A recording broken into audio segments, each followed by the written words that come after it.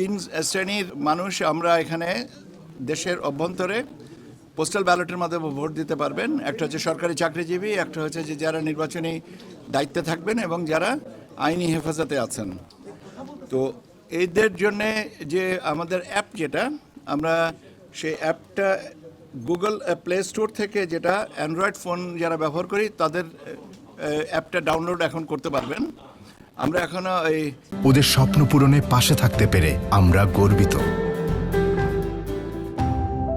Apple স্টোরের যেটা iPhone ব্যবহারকারীদের ওই অনুমোদনটা এখনো পাইনি, যদিও একসাথে আমরা অনুমোদনটা প্রসেস করেছিলাম, কিন্তু আমরা অ্যান্ড্রয়েড সিস্টেমের যেটা আছে সেটা থেকে আমরা এই ডাউনলোড করতে পারছি।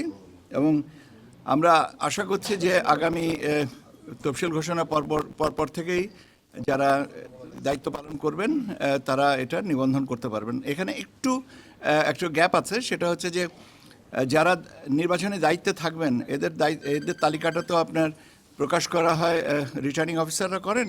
তো রিটার্নিং অফিসাররা যতক্ষণ না পর্যন্ত করছেন ততক্ষণ পর্যন্ত এটা সীমাবদ্ধ থাকবে। তবে সেটা নিঃসন্দেহে দীর্ঘায়িত হবে না।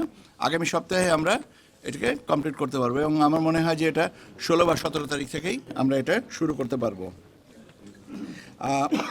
আইনি হেফাজতে যারা আছেন তাদের জন্য নিবন্ধনের সময়টা আমরা মোটামুটিভাবে যেটা নির্ধারণ করেছি 21শে ডিসেম্বর থেকে 25শে ডিসেম্বরের মধ্যে আমরা এই আইনি হেফাজতে যারা আছেন তাদের ভিতরে যারা নিবন্ধন করতে চান তাদের এটা সম্পন্ন করা হবে।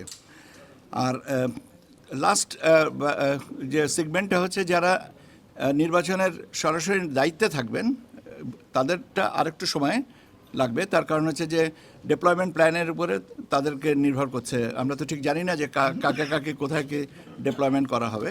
তবে আরও রিটার্নিং অফিসাররা যখন আপনার এটা ঠিক করে দেবেন তারপর পরই অন্ততপক্ষে returning officer, presiding officer, assistant presiding officer, polling অফিসারদের নিবন্ধনটা শুরু হয়ে যাবে, যেটা আমি বলেছি আগামী 16 বা 17 তারিখ থেকে শুরু করা হবে।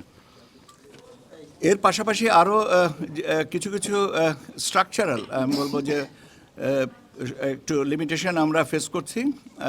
সেই লিমিটেশনসগুলোর ব্যাপারে আমাদের আউট অফ কান্ট্রি ভোটিং যে পদ্ধতির সাথে যিনি আমাদের মাননীয় সম্মানিত টিম লিডার আছেন ব্রিগেডিয়ার সালেম স্যার, উনি আপনাদেরকে একটু আপডেট করবেন। Sir, over to you.